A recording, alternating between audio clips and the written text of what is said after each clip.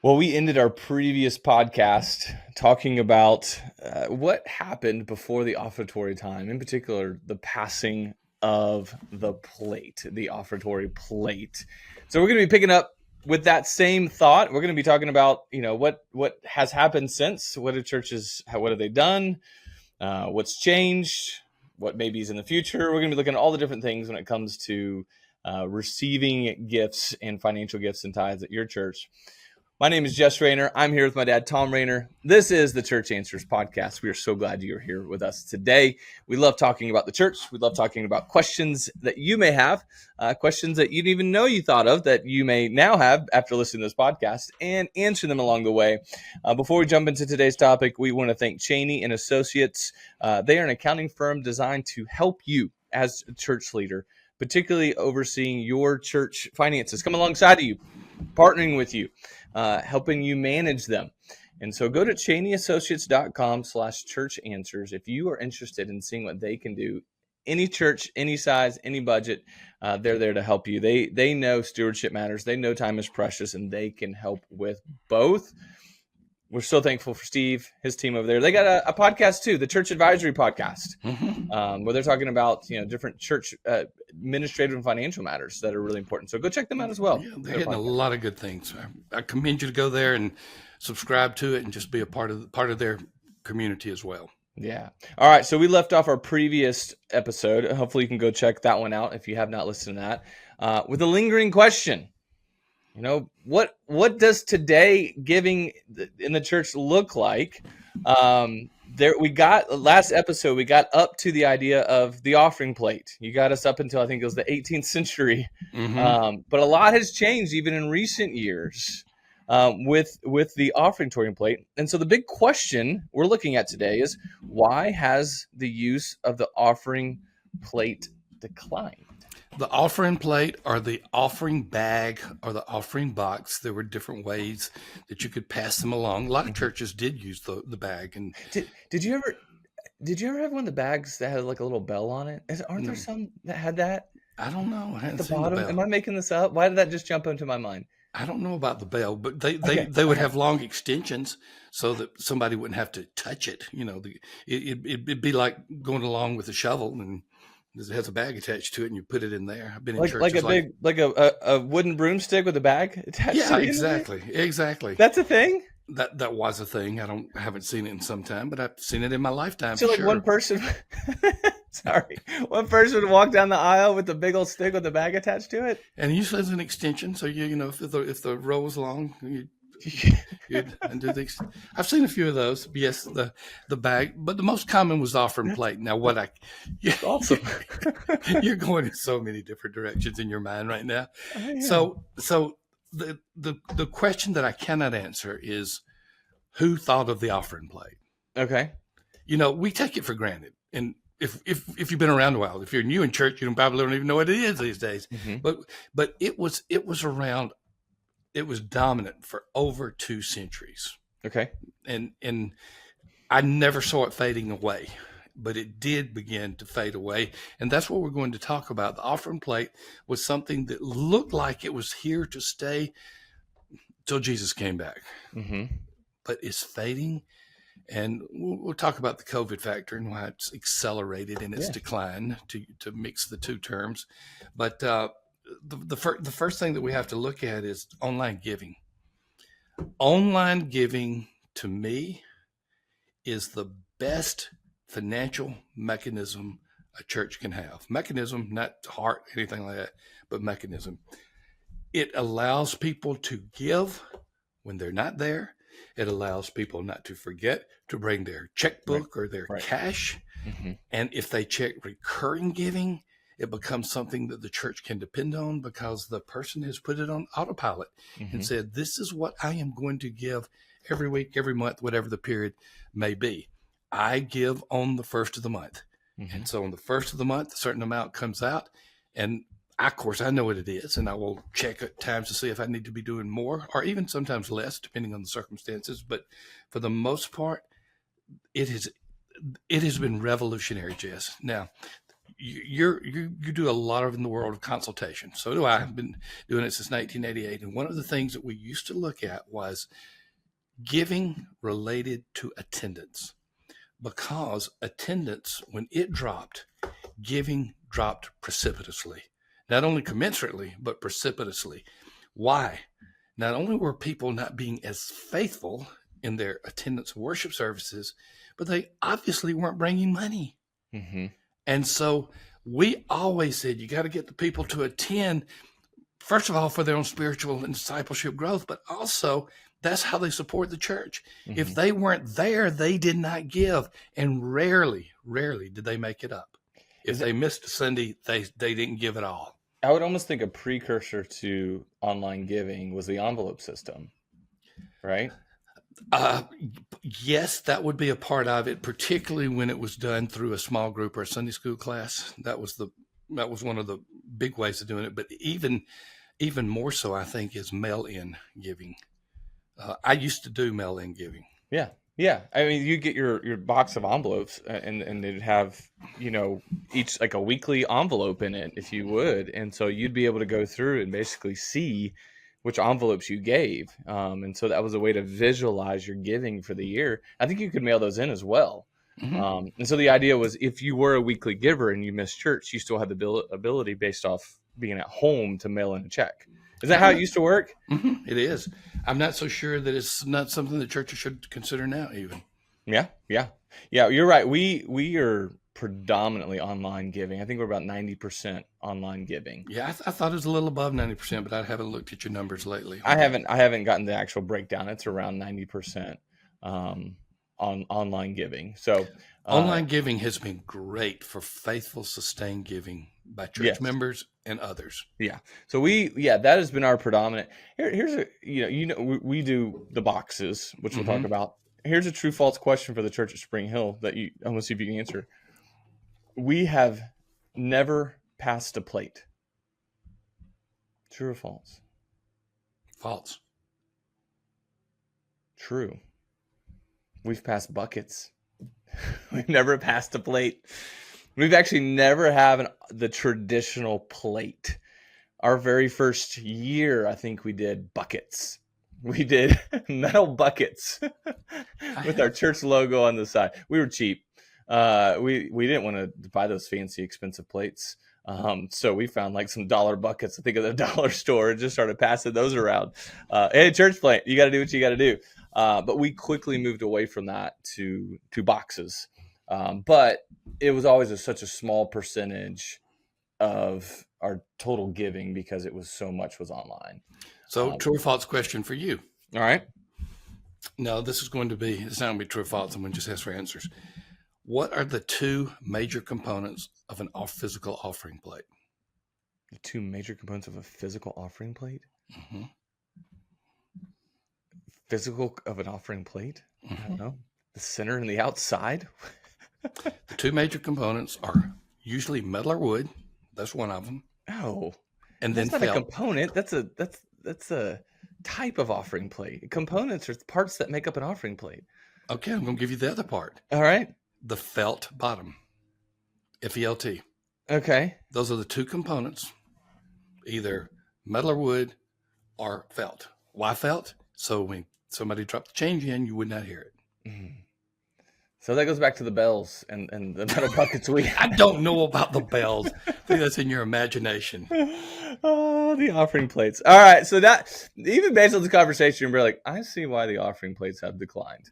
There's a lot of pieces to it. Really, I would say the most predominant reason why was online giving platforms. It's so much easier now. It has grown in so many different ways. It's now, most of our giving, I think the biggest hurdle for a long time was the processing fees. And now most of the online giving platforms have a form of ACH, which is a very small fee. Very small. And there was a struggle of allowing people to give through credit cards. There's a little bit of that. Are they borrowing money to give to the church? Yeah. And that's not, ideal either. And so now that ACH and, when we can, through any type of online giving, we encourage ACH as well. That's how I give. That's how I give, but I prefer to give by credit card. Well, yeah, because I know you, and you're not going to use it for a debt mechanism. You're going to use it as a pass through mechanism, And to get the get my rewards. points. Yeah, get my Yeah. I reward get that. points. But predominantly, that's the best case, and it costs the church less Yes. to do ACH. Hmm. And so that is a major reason why there's been a huge surge in recent years with online giving platforms. All right, so that's the predominant reason. What are some other Let's reasons? jump to the fourth. Okay. Let's jump ahead. This is common knowledge. All online giving was accelerated dramatically during COVID. You didn't see it, Jess, because you were in a Mhm. church that was predominantly digital giving. Right. Your brother's church, if I remember, I may be a little off on the numbers, but it went from like 15% to 55% Wow, during that's COVID. massive. And they're still around 60%, slowly growing. But it was, COVID was huge. Yeah. Churches were able to fund themselves, not just because of government injections of liquidity, PPP, and all those other forms, but also because they were able to get the church members to continue giving. They Yeah. encouraged them to give digitally. So that was one of it. I wanted to get those two together. I should have put them together in the show notes, but that's Yeah. okay. We'll just do that. And this gives us a time to say there is a place to give by going into the community and giving of yourself to connect with others. That is called upward. That's right. Yeah, we're not going to encourage you to take your offering plates into the community. We are going to encourage you to take pickleball into the community. One of our sponsors, one of our partners here at Church Answers is Upward Sports. They would love to help you reach your community through pickleball. I mean, they have a ton of sports: basketball, cheerleading, soccer, flag football, volleyball, baseball, running. They've added pickleball, and this is great too. I mean, even if you're looking to reach the younger generation, I think pickleball has a wide reach. But I know my high schooler loves to play pickleball. In fact, he goes Really? up to the rec league, the rec center here every so often with a few friends. They'll go play pickleball. They love it. In fact, we have more and more pickleball courts coming around. So anyway, that being said, it is. If you're looking to be a neighborhood church, you're looking to go out and reach your community. Partner with Upward. Go to upward.org/church answers. They're giving away 2 free pickleball net sets for the first 200 churches that partner with them. And so I encourage you to go check it out. Reaching your community. This is what it's about. People give so that you can steward the resources that God has given you so that you can go and do the work God has called you to do for his kingdom, which includes reaching people. In And the so, community. And boy, is upward the best of the best of that. yeah, so we're super thankful for them. While the offering plate has declined, uh, Upward Sports is not. We're seeing more and more churches get involved with them Absolutely. because they see the effect. It's reaching the community, which is we're here to share the gospel. That's what's about the local church. So the offering plate though has declined. People are passing it less. So far, we've looked at the rise of online giving platforms. COVID in the year 2020 forced a lot of churches onto online giving platforms. Mm-hmm. Our third reason why the offering plate has declined is the desire to avoid pressure on guests. Those maybe first timers, new people. What do they do when the offering plate comes by? They don't put anything in. Does it make them feel bad? There's a lot of things. So explain that why some churches have gotten away from it purely from a guest standpoint. From a guest standpoint, I think from some members' standpoint too, Jess, I've typically in my giving to churches have been a once a month giver. And so when a plate is passed around 3 out of 4 times, I'm not going to be putting anything in there. Mm-hmm. And some pastors, I've heard you do this in the past, but really not necessary that much now, say, hey, we know a lot of you give online, to try to make the people feel better.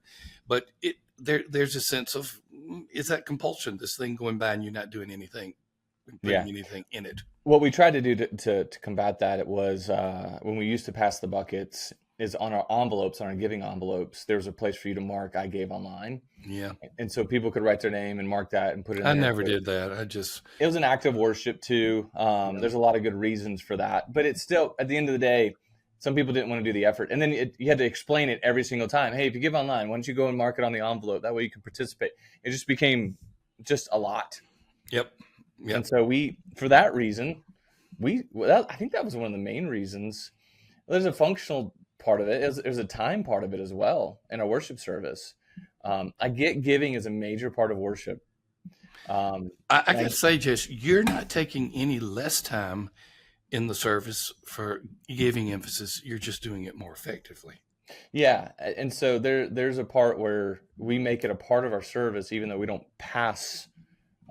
We talk about it. This is why you give. This is how you give, and so but we have the boxes in the back. That's what we say. 2 wooden boxes in the back on the way out. Drop your card, drop your gifts. And I'm supposing that something's in there every week almost. Say it again. I'm supposing that something is in there every week. Some Oh, gift in the every boxes? Oh, yeah. financially, yes, yeah. There is a form of either, I think, cash or check every single. I don't know. I don't check it, but I mean I know that there are gifts that way, Mm-hmm. and I think kids love it too. So I don't think we should. I don't know. Me as a church, I don't think we should ever give away from allowing or providing opportunity for someone to physically give. Mm-hmm. I would not. To me, that would, because kids, I love it. I love it when I see sometimes kids go drop their dollars in there, and there's a moment where people do that as a part of worship, and I think you can incorporate that, even if you don't have the traditional offering plates or offering buckets or the long stick things. I want to see those. You can make it a part. We could easily, if we wanted to, during our prayer time, just say, if this is the time you want to go give, you can go back. So you can make it a part of worship, just depending on how you do it. But I think it goes back to that idea of, like, because so many people do give online now, it does create a little bit of, that awkwardness. There's a discomfort. There Yeah. is. I feel it. Yeah, and I'm not saying it's not a reason not to do it, but you got to look at the totality Yep. of where we are as a church. All right. I'm gonna go to this last point as we Okay. begin to finish this one up, and reduce service interruptions. And I mentioned this. But this is a boomer phenomenon. This isn't a Gen Z or millennial phenomenon. This is a boomer phenomenon. Boomers wanted our services to flow. We wanted it to be so seeker friendly, guest friendly, that, passing plates was just an interruption. And I didn't like that. Okay, if you're not going to pass the plates, I don't like the reason that it's an interruption, because Sure. that's just saying that giving is not a part of worship. Now, if there are other reasons behind it, we're going to do it more. Like I said, you do it more effectively. And when you talk about giving, you're almost always giving an example of how the gifts are being used to minister well beyond the walls of the church. And that's a great way to do it. But many boomer leaders wanted to do away with any type of giving in the worship service at all. And that's why, and let me tell you, the first ones who migrated to boxes away from plates before digital giving was predominant, they got hammered. They brought the plates back pretty quickly. So I think as we're thinking about, if I'm a local church leader, I'm listening to this podcast. All right, you're telling me, hey, you're listening, Thom and Jess, you told me 4 reasons why the offering plate has declined. Should I stop it? Do I need to make a shift? What would be your advice to someone who maybe they passed the offering plates and they're sitting there going, well, is this my reason not to do it? What would you say to them? It depends. Love it. It is really so contextual. I would say to the church at Spring Hill and to Pastor Jess Rayner, you're doing just the thing you're supposed to do right now. Keep on doing that. I would say to the church at West B, keep on passing the offering plate, even though it's probably less than 1/3 of your giving, because you have some generations in there. For them, it is symbolic of what it means to give to the church. So maybe it's generational, maybe it's somewhat contextual in terms of demography, but find out what it communicates more than what works. This is not really the pragmatism as much as it is what it's saying from the hearts of the people. Yeah. And Sam is right in his church. If they didn't pass the offering plate, it would feel different. But I like what they do. They go by each pew and they look, and if someone has offering ready, they pass it. But if no one's getting anything ready, they just move on. If they happen to miss you can put it in the box at the end. Okay, so they do have an alternate form that you can give. Mm-hmm. Okay, which is good. So they're kind of hitting both of those. And they're above a majority now of digital giving. Okay. So I just say, what is the heart communicating, and what do you think it's communicating from the people? Go with that. This is not a form. This isn't about what form are you using. It's where your heart is. So That's Yeah. all right. That's how I would end that. Yeah. This has been kind of fun. Jess, I don't know if anybody at all has enjoyed this except me. I'm still stuck on the wooden broomstick with the bag at the end of it. I didn't say broomstick. You said broomstick. That's the imagery that came to my mind when you talk about a telescoping pole that It kind of reminds me of the poles I have around here for my recessed lights. uh-huh. Yeah, and that they go up and you unscrew the light bulb. Yeah, except it has an offering bag at the end. Yeah. I'm gonna have to go look that up. That was something new for me. You need to look it up. And let me just say this: I've been in 2 churches. I've been in a lot of churches, but I've been in 2 churches. One which did post giving by members for the month. And the amount?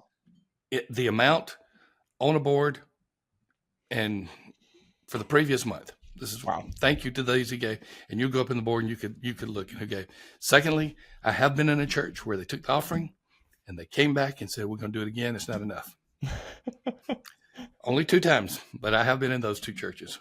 Okay. Maybe some other reasons why the offering plate has declined. Oh my goodness. Well, if you are staying here and you're thinking, I do not want to see giving decline in my church, a great thing you should probably do is make sure you have good financial systems. I tell you what, you get someone like Cheney, and once people find out the quality of the work that Cheney does and the specialty that they're in, they're going to say, I feel good about how my money's been accounted for. In all reality, the fact that people want to know that their money is being handled appropriately. They want to make sure there's a stewardship component. If you come alongside someone like Cheney Associates, who's one of our partners and one of our sponsors for this podcast, they help develop confidence for your church, and especially when you see some of the reports they give and how they give the information, it does. There's a sense that people are like, okay, this church is doing well, doing right, and it potentially could increase confidence, which should increase potentially your giving as well. We're not guaranteeing that. I'm just saying there is a logical jump. Not guaranteeing that, but in a consultation, I would say if your people have any uncertainty about the accuracy and the trustworthiness of what's happening with the money, giving's going to drop. Cheney can solve that. Yeah. So if you want to learn more about how you can work with Cheney, go to CheneyAssociates.com/church answers. Go see what they can do. Schedule a call with them. 30 minutes, phone call, email. You'll be surprised what they can offer. Absolutely. It's not out of reach. Let me just put that. No matter what size church you are, it's not out of reach. It's never out of reach, in my opinion, because you don't know what you're going to be saving by having someone like that. And you don't know what you'll be increasing by having someone. So go check out CheneyAssociates.com/church answers. They want you to lead your church. Let them handle the numbers. They know stewardship matters. They know time is precious. They're going to help with both. So we're so thankful for them. Well, this has been 2 interesting podcasts. Learned a lot. Learned, about the history. Learned about, directional pieces as far as from alms to pew rentals to the last episode to this episode, talking about why the offering plate has declined and maybe what you need to do as a church. If anything, I would say, if you don't have any online giving, start that. Don't eliminate anything else. Just start online giving. That's probably a major first step for a lot of church leaders as well. So, we love asking the questions and we love doing our best answering the questions. That's why this is called the Church Answers Podcast. We love that you. Good name, really. We love that you jump on with us and listen. We like to laugh, we like to have fun, and we'd like to learn along the way. And we're so thankful that you're here. We look forward to seeing you on the next episode.